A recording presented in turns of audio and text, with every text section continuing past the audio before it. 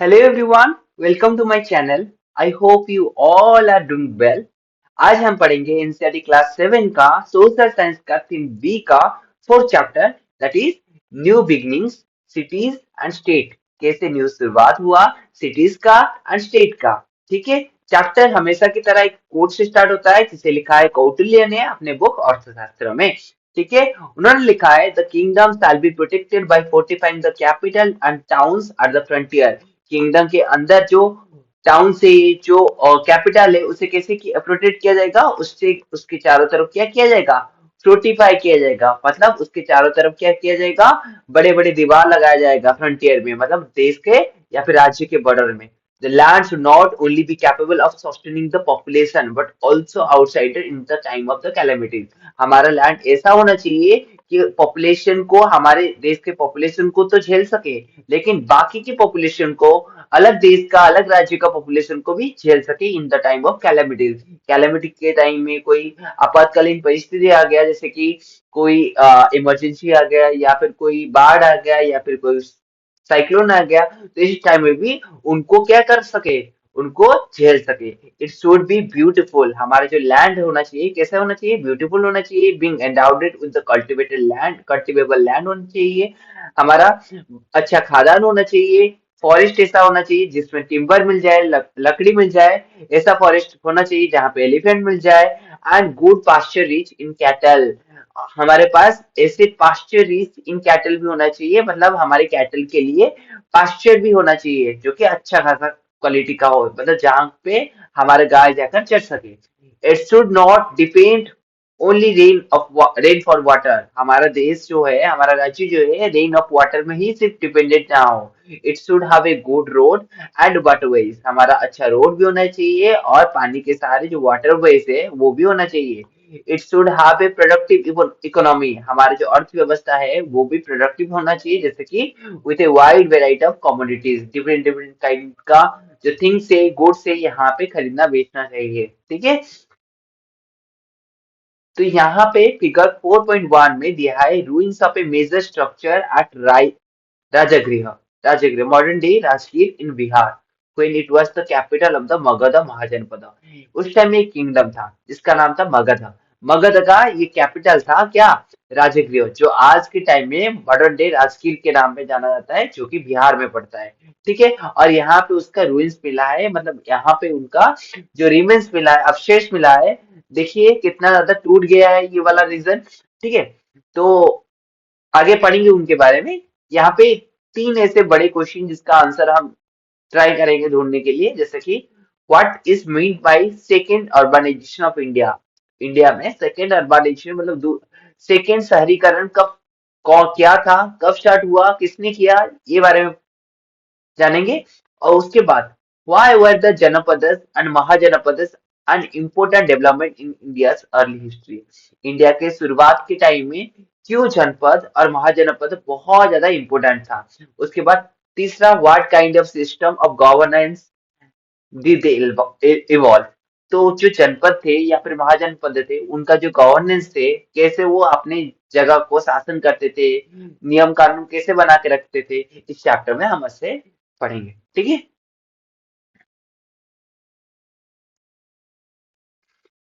let us recall that in the early second millennium BC, that is over a few centuries after 2000 BC, the Indus, Harappa, Sindhu Saraswati civilization, which we call India's first urbanization, disintegrated।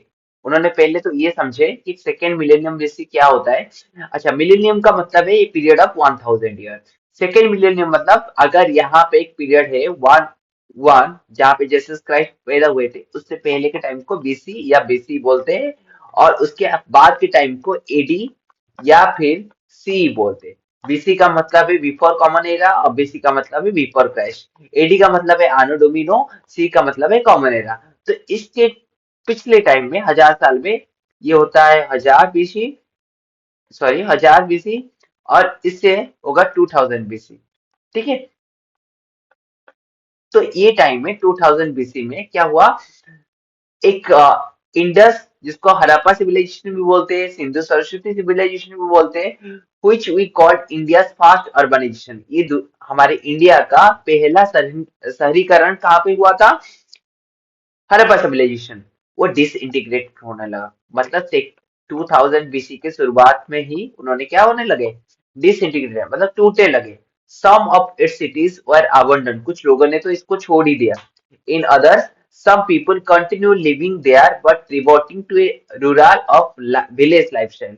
कुछ लोगों ने इसे छोड़ दिया, कुछ लोगों ने वहां पे रहे, लेकिन वो रिवर्ट हो गए, फिर से अपने जो गांव जैसा लाइफस्टाइल है वो जीने लगे। देखो, सिटीज में कोई गांव से, विलेज से कोई सिटी के लाइफस्टाइल जी रहा है तो समझ में आता है, लेकिन कोई सिटी से गांव को चला गया तो मतलब समझ रहे हो ना, मतलब कितना प्रॉब्लम हुआ होगा उस टाइम में। ठीक है, बट रिवर्टिंग ए रूरल और village lifestyle, they had to, मतलब ऐसा नहीं कि उनका पास ये चॉइस था कि गांव को शिफ्ट हो जाने की, उनको ये करना पड़ा। ठीक है, ऐसा कुछ सिचुएशन आ गया था जिसके रीजन से उनको ये सारा चीज करना पड़ा। ठीक है, जैसे कि since all components of the Harappan urban order had disappeared। ठीक है, सारा जो कंपोनेंट्स था हड़प्पन का वो सारा धीरे धीरे से गायब होने लगा था। क्या क्या कंपोनेंट था? एलोबरेट स्ट्रक्चर, हड़प्पा का पूरा जो आर्किटेक्चर था, कहाँ पे पब्लिक टॉयलेट था, कहाँ पे ग्रेट बाथ था, ठीक है, ये सारा क्या होने लगा? धीरे धीरे डिसअपेयर होने लगा, both private and public. Crowded street, जो एक टाइम में जो स्ट्रीट में बहुत सारा लोग आते जाते रहते थे, वो भी डिसअपेयर होने लगा। मार्केट, बिजी मार्केट भी डिसअपेयर होने लगा, जहां पे हमेशा कहीं ना शोर शराबा रहता था। Different communities with specialised occupation, metalsmith हो गया जो लोहेकार हो गए, पॉटर्स जो कुंभकार हो गए जो कि मिट्टी का काम करते हैं, बिल्डर्स जो घर बनाते हैं, वेबर्स जो बुनाकार होता है, क्राफ्ट पर्सन जो शिल्पकार होते हैं, एंड सो ऑन। ऐसे ही बहुत सारे ऑक्यूपेशन धीरे धीरे से गायब होने लगे। ए राइटिंग सिस्टम उनका एक हमेशा खास था कि जो उनका राइटिंग सिस्टम वो भी धीरे धीरे से गायब होने लगा। उनका जो सैनिटेशन सिस्टम कि गांव को या फिर पूरा शहर को कैसे वो पूरा पूरी मतलब क्या क्लीन रख सकते हैं, वो भी धीरे धीरे से खत्म होने लगा। The presence of an administration, वो अपनी जगह को कैसे शासन करते थे, वो भी धीरे धीरे से खत्म होने लगा। एंड बिहाइंड इट ऑल, इसके अलावा भी a large state structure with ruling class at the head. ठीक है, इसके अलावा भी और क्या खत्म होने लगा? पूरा एरिया का जो रूलिंग क्लास था, जो राजा था, वो भी धीरे धीरे से क्या होने लगा? खत्म होने लगा। And for a whole millennium, लगभग 1000 तक क्या हुआ? Urban life remained absent from India, और धीरे धीरे से अर्बन लाइफ गायब हुई हो गया 1000 साल तक इंडिया से। Though there many have been a few towns here and there in the north India, हालांकि कुछ थोड़े मोड़े टाउन्स रह गए थे नॉर्थ इंडिया में, लेकिन मेजोरिटी 99% केस में जो हड़प्पा सिविलाइजेशन वो धीरे धीरे से धीरे क्या पूरी तरीके से खत्म हो गया था। ठीक है, यहाँ पे आएंगे इस पिक्चर में, पहले ये देख लिए। Indeed, there were important regional culture which we need not study here। वास्तव में there were important regional culture था which we need not study here। मतलब हड़प्पा सिविलाइजेशन का कैसे कल्चर था वो बहुत इंपॉर्टेंट था, लेकिन हम यहाँ पे उसको जिक्र नहीं करेंगे, इम्पोर्टेंट भी नहीं है अभी के लिए, क्लास 6 में पढ़े होंगे। ठीक है, उसके बाद then in the first millennium BC, मतलब कि 2000 से 1000 तो खत्म हो गया, अभी 1000 से जो 1 बीसी तक, ये वाला पीरियड को, ये वाला पीरियड में क्या हुआ? एक vibrant new phase of the urbanisation began in the Ganga plain, part of the Indus Sindhu basin and neighbouring region, gradually spreading to other part of the subcontinent. एक न्यू, पहला तो जो अर्बनाइजेशन था वो था हड़प्पा सिविलाइजेशन का। अब सेकेंड टाइप का अर्बनाइजेशन आया था गंगा प्लेन। अब देख सकते हो ये है, ये जो पूरा एरिया है ये नॉर्थ इंडिया का, ये हिमालय माउंटेन है। हिमालय माउंटेन का क्या निकल रहा है? यहाँ पे गंगा नदी निकल रहा है। और ये वाला जो गंगा नदी नदी है ना, उसका आसपास रीजन बहुत ज्यादा प्लेन है, और यहाँ पे इंडस निकला है। तो ये पूरा रीजन है ना, ये पूरा रीजन में धीरे धीरे से लोगों ने रहने लगे, और यहीं से स्टार्ट होता है हमारे देश का सेकेंड अर्बनाइजेशन। ठीक है, और इसे बेसिन क्यों बोला जाता है? क्योंकि जहां पे भी ये रीजन में पानी गिरेगा, बारिश का पानी, वो हमेशा मेन रिवर में कनेक्ट हो जाएगा। जैसे कि घर में बेसिन देखते हो, जहां पे भी पानी गिरेगा वो नीचे वाला होल में चला जाएगा, वैसे ही यहाँ पे ये वाला सारे रीजन ना एक क्या गड्ढा की जैसा होता है, जहां पे भी पानी गिरेगा वो हमेशा मेन रिवर में ही चला जाएगा, एक बेसिन की जैसा। ठीक है, इसलिए इसको बोलते हैं river basin. And the neighboring region gradually spreading to other part of the subcontinent. How do we know this? हमको कैसे पता चला? यहाँ से कुछ अर्बनाइजेशन निकल के, यहाँ से कोई सिटी वगैरह निकल के बाकी के आसपास रीजन को भी स्प्रेड हुआ था। लेकिन सबसे बड़ी बात ये है, हमको कैसे पता चला? मेनली फ्रॉम टू सोर्सेस, दो सोर्सेस इसका बहुत ज्यादा इंपॉर्टेंट है। जैसे कि एक होता है आर्कोलॉजिकल सोर्सेस, आर्कोलॉजिकल एक्सकेवेशन, जब वहां पे खुदाई हुआ, वहां पे आर्कोलॉजिस्ट को कुछ मिला होगा, that have confirmed the existence of those ancient urban centers. Archaeological excavation से हमको ये कंफर्म हुआ कि वहां पे कोई अर्बन सेंटर तो था ही। और second, ancient literature describing the late Vedic, Buddhist and Jain literature are full of reference to these new urban centers. जो पुराने टाइम का जो लिटरेचर है, उनका जो साहित्य है, वहां पे डिस्क्राइब हुआ है कि जो लेट वैदिक मतलब वेद का, जब वेद स्टार्ट हुआ उसका अगले ही पीरियड में, उसका बाद वाला पीरियड में, या फिर बुद्धिस्ट के टाइम में, या फिर जैन का जो लिटरेचर है, यहाँ पे सारा लिटरेचर में, बुद्धिस्ट हो, जैन हो या फिर वेद हो, यहाँ पे सारा लिटरेचर में ये जो गंगा नदी के आसपास के जो अर्बनाइजेशन का रेफरेंस मिला है। ठीक है, मतलब यहाँ पे उसका जिक्र हुआ है। This new phase is often called India's second urbanization. तो फास्ट अर्बनाइजेशन हिंदस, और ये जो न्यू अर्बनाइजेशन आया गंगा नदी के आसपास के किनारे, इसको बोला गया second urbanisation, which incidentally has continued right up to today. और ताज्जुब की बात तो ये है, वो अभी तक कंटिन्यू हो रहा है। मतलब सेकेंड अर्बनाइजेशन जो एक बार स्टार्ट हुआ था, वो आज तक कंटिन्यू हो रहा है। Let us see how this phase emotion, अभी देखेंगे कैसे ये आज के टाइम का जो रूप लिया है, स्टार्टिंग में क्या था। ठीक है, स्टार्टिंग होता है जनपदस एंड महाजनपदस। ये जनपदस क्या होता है, महाजनपदस क्या होता है, देखते हैं। ये नॉर्मली छोटे छोटे स्टेट्स होते हैं, कुछ कुछ छोटे छोटे स्टेट अगर जब मिलेंगे उसे बोलेंगे mahajanapada, right. Towards the end of the second millennium BC, जब सेकेंड मिलियनियम बीसी खत्म होते होने को आया था, regional culture gradually recognised, reorganised themselves in north India. जो रीजनल मतलब सपोज ये वाला रीजन का कुछ अलग कल्चर होगा, ये वाला रीजन का कुछ अलग कल्चर होगा, ऐसे ही बहुत सारे रीजनल कल्चर कहाँ पे ऑर्गेनाइज हुए, नॉर्थ इंडिया में। इंडिया का जो नॉर्थ वाला पार्ट है ना, वहां पे जाकर ऑर्गेनाइज हुए।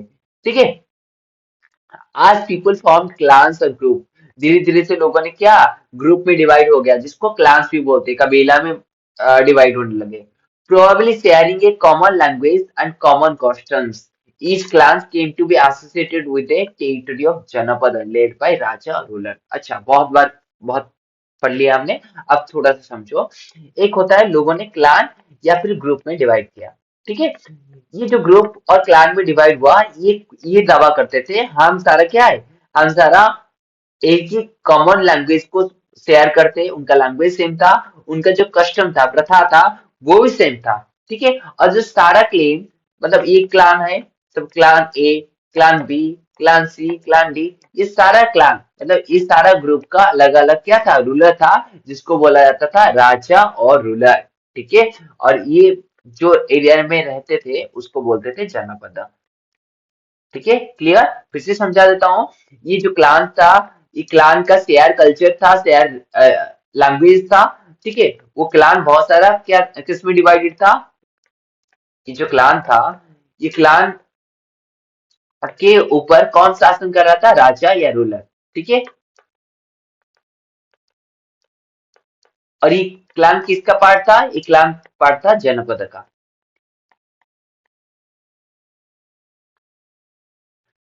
Janapada is a Sanskrit word which means where the people have set foot.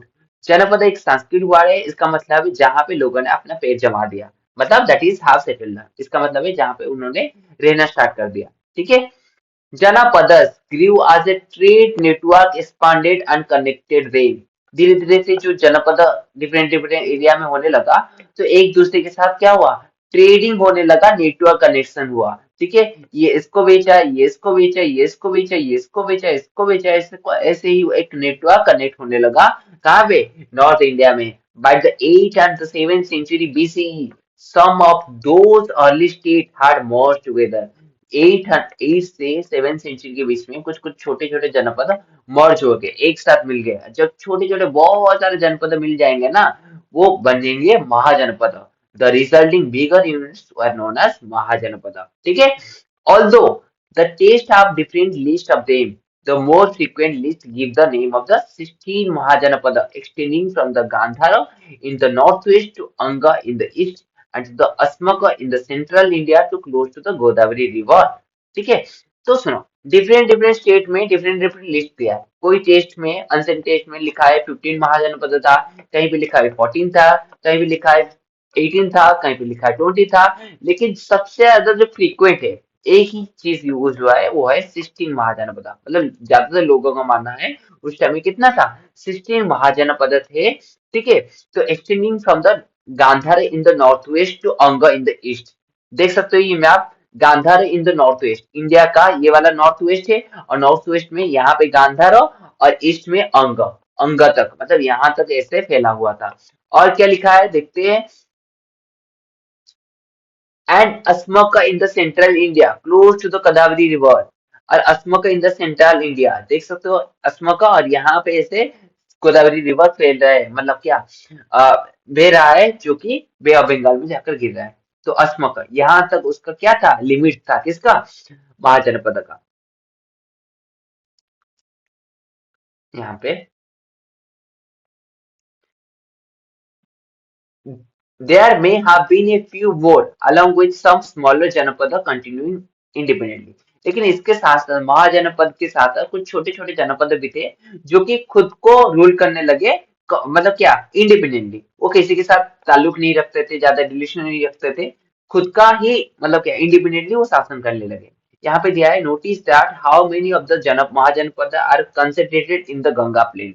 ठीक है? There are several possible reason for this including the growth of the agriculture in the fertile Ganga plains, the availability of iron ore in the mountains and hills, see below but about iron and the formation of the nutrient network। अच्छा, अगर ध्यान से देखोगे, ये वाला पूरा reason Himalaya reason है, और ये वाला पूरा रीजन है गंगा प्लेन। और यहाँ पे कितना सारा महाजनपद है इससे। इसका एक दो रीजन जो बुक में दिया गया है, एक रीजन तो एक गंगा प्लेन के आसपास के रीजन बहुत ज्यादा फर्टाइल होता है। सेकेंड, यहाँ पे अच्छा पानी मिल जाता है। तीसरा, ये वाला रीजन में बहुत ज्यादा आयरन ओर भी मिलता है। तो उस टाइम के हिसाब से बहुत इंपॉर्टेंट रीजन था। ठीक है?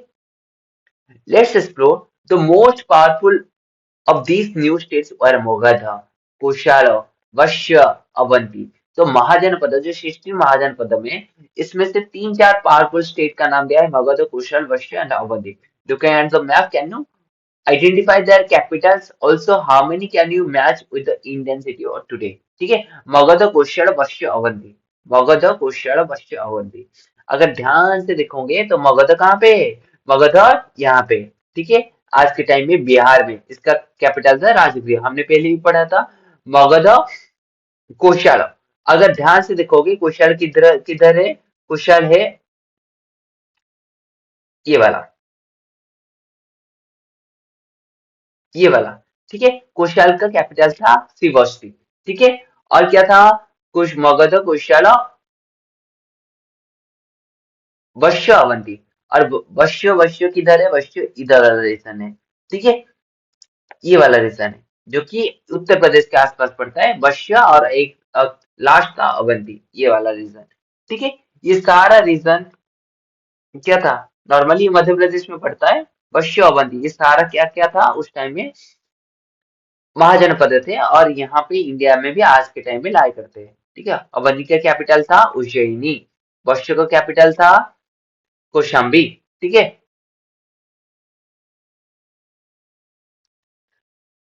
Compare the map with the map of the region mentioned in the Mahabharata. ठीक है? 5.4 the chapter India that is Bharat in grade 6 में पढ़े हो। कुछ कुछ ऐसा नाम है जैसे कुरु, पंचाल, मत्स्य, सुरेशन, ये सारा महाभारत में भी लिखा है। And list the name common to the maps, what do think the implies. अच्छा देखो, यहाँ पे दिया है the map figure 4.3 shows the Mahajanapada capital most were fairly large, well fortified cities with a moat running outside the fortification as for the defense. ठीक है, अगर ध्यान से देखोगे कितना कितना बड़ा स्टेट थे, ये इतना बड़ा था, ये इतना बड़ा था। ठीक है, ये जो सारा स्टेट है ना, ये बहुत चारों तरफ क्या करते थे, अपने स्टेट को फोर्टिफाई कर देते थे, चारों तरफ बड़े बड़े दीवार लगा देते थे। ठीक है, और और उनके दीवार के साथ साथ एक थोड़ा सा मोट भी होता था चारों तरफ। मोट क्या होता है? Moat running outside the fortification as the for the defence. और एक तो दीवार लगाएंगे तो डिफेंस से बचने के लिए, और दूसरी बात क्या है, और ज्यादा सुरक्षा देने के लिए चारों तरफ और एक मोट लगा देते थे। मोट क्या होता है, देखो मोट क्या होता है ना, यहाँ पे दिया है a deep wide ditch surrounding A fort. एक फोर्ट के चारों तरफ अगर गड्ढा हुआ, डिच हुआ, तो उसे बोलेंगे मोट। और उसमें क्या होगा, उसमें बहुत ज्यादा पानी होगा। जैसे कि यहाँ पे एक पिक्चर दिया है, सपोज ये एक सिटी है। ठीक है, या सिटी है या फिर कोई किला है, इसके चारों तरफ अगर पानी ऐसे गड्ढा में लगा देंगे, इसे बोलेंगे मोट। यहाँ पे भी देख सकते हो, ये क्या है, इसको फोर्टिफाई किया गया है, इसके चारों तरफ जो लगा गया है उसको बोलेंगे मोट। Got it? उसके बाद often the gateways often the gateways through the rampart wall would be deliberately kept narrow। जो इकलौता उसमें घुसने की जो रास्ता था ना, वो हमेशा ही पतला रखा जाता था, नैरो रखा जाता था। ऐसा क्यों? So guards may control the movement of the people and good entering or leaving the city। इसीलिए क्योंकि जो गार्ड्स होते थे उस टाइम में, जो सिक्योरिटी होते थे, वो क्या कर सकते थे, इजीली कंट्रोल कर सकते हैं मूवमेंट ऑफ, कोई राज्य में आ रहा है, कोई जा रहा है, इजीली उसे कंट्रोल कर सकते थे। और दूसरा, जो गुड्स आ रहा है एंटरिंग और लिविंग द सिटी, एक तो लोगों को कंट्रोल कर सकते हैं, या फिर जो गुड्स है, सामान है, उसे भी कंट्रोल कर सकते हैं। It is fascinating to note that most of this ancient capital continue to be living cities today. ये बहुत ज्यादा ताज्जुब की बात है, आज भी वो एंशिएंट सिटी आज भी जिंदा है, आज भी बहुत सारे शहर में उसे मिलता है, पाया जाता है। Modern city that are often 2500 years old. तो वो सिटी जो आज भी इंडिया में मिलता है, जैसे कि हमने देखा था राजकीय, वो कितने साल पुराने, 2500 साल पुराने, जो कि आज भी एक्सिस्ट करते हैं। ठीक है, बाकी हम नेक्स्ट क्लास में पढ़ेंगे इस चैप्टर का नोट्स, क्वेश्चन आंसर, और ये वाला पीडीएफ। ये सारा आपको कहाँ पे मिल जाएगा? मेरा टेलीग्राम चैनल में मिल जाएगा। ठीक है, थैंक यू।